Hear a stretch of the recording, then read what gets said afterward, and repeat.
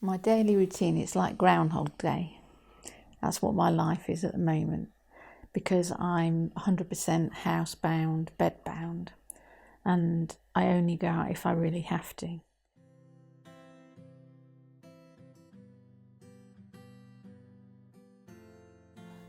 The main symptoms are muscle fatigue. Like right now, my legs feel very, very heavy. Other symptoms is, it's just so many.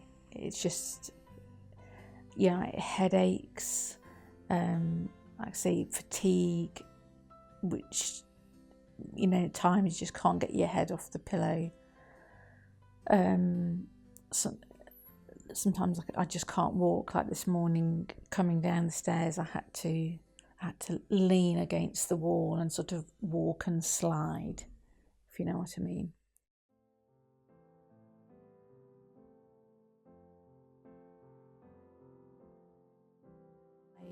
It was October 2009. I had a tooth removed and it didn't form a clot properly. So I had to have it packed. But then I got my jaw infected. So I was on several bouts of antibiotics as well. At the time, my background is that I'm a trained qualified nurse, but actually I was running a coffee shop, and I was working sort of 70 plus hours a week, and I had a young family, so I had quite a lot, huge amounts of stress. I was completely exhausted, but I just kept pushing and pushing and kept going.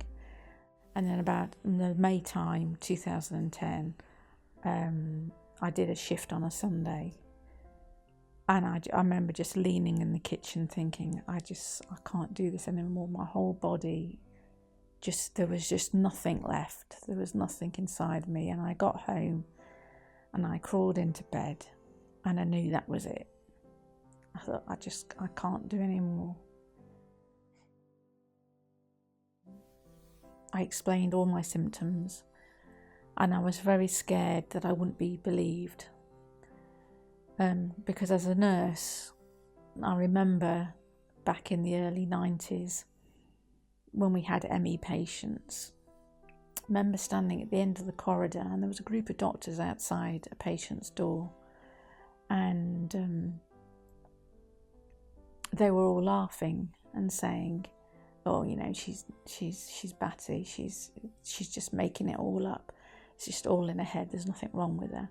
And this patient had been diagnosed with ME. And I remember thinking, I hope I never get that because of the stigma associated with it.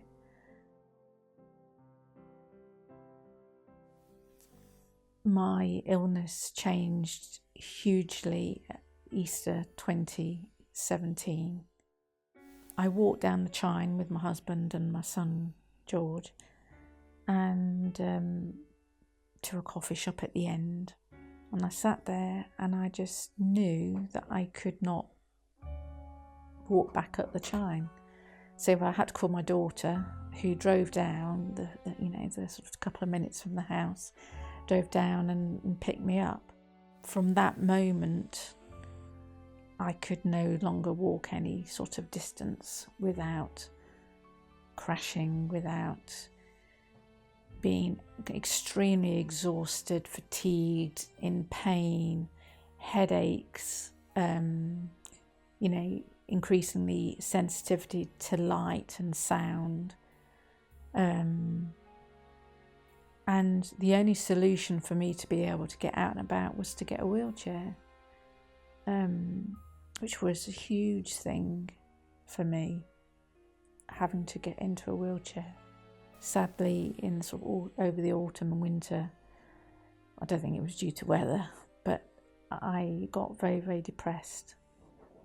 And because when you're ill, when you can no longer do what you want to do, it doesn't matter what reason is causing that, but mentally you've got to adjust. And having to adjust to being in a wheelchair was very, very hard. And also you're at a different level and people don't see you.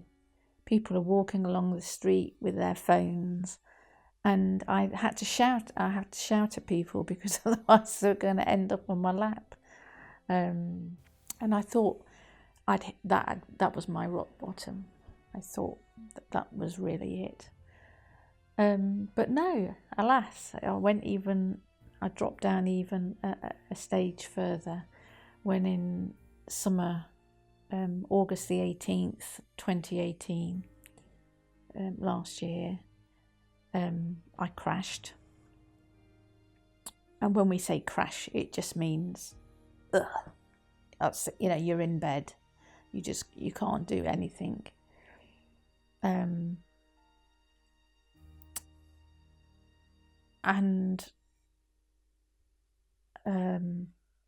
Sorry, because I've been talking now, my brain's starting to, that's another symptom, is word retrieval, and can't think what you want to say.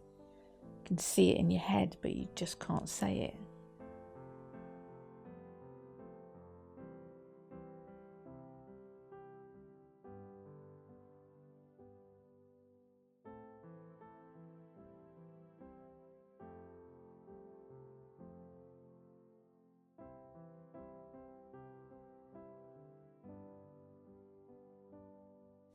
I just felt like this was it. I was going to die. I felt very peaceful. I have a faith. I'm a Christian, and I'm happy with my faith, and so I'm okay about dying. I'm not scared about it. And I really felt this was it. I just felt like my heart was going to stop. Anyway, there wasn't really much that they could do, because there isn't anything that anyone can do. People try so many different things to try and get better, and some things may work, but for me, I haven't really found anything that is making me better. And I have difficulties in breathing. Sometimes I can't always finish my sentences because I run out of breath.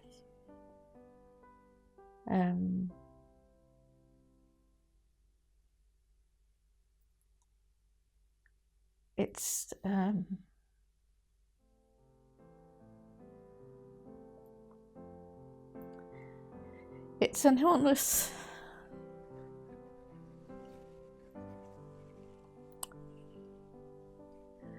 that still isn't really very recognised, and money is ploughed into everything else.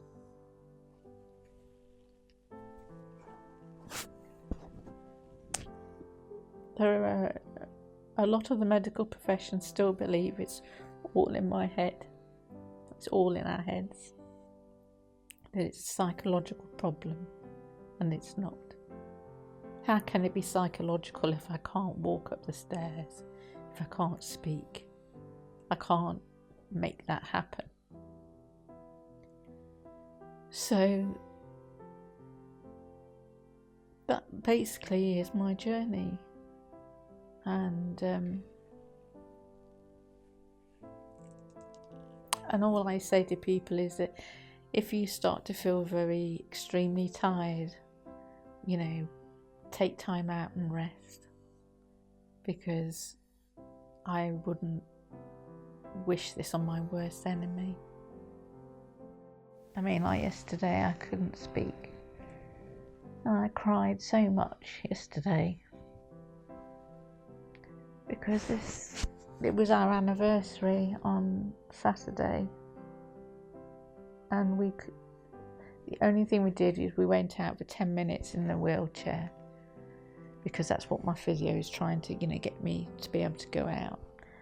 And then, then yesterday I couldn't speak. That's post-exertional malaise. And I'm so very sorry for my husband and my family, but particularly my husband, because we had children early and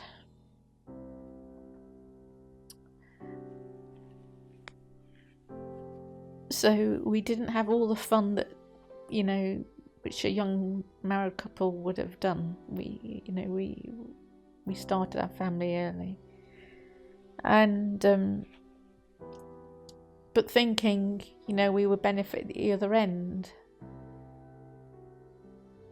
and we thought we'd be going on holidays, walking holidays in particular, because we both like exercise. And now none of that is going to happen.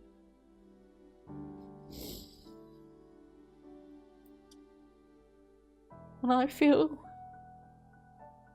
very guilty for being ill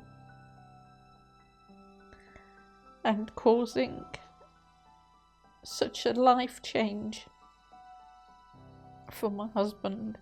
There's one thing happening to me, but it's happening to him too. The one thing about this is, without energy, you can't do anything.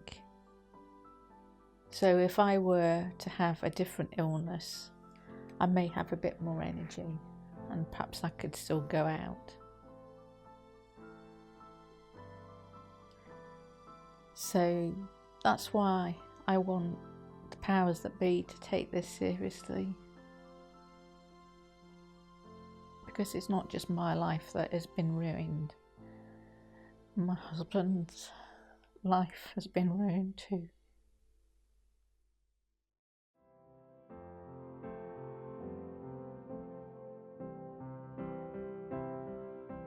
They've recently said in Parliament that they promised to put more money in, but I want them to do it.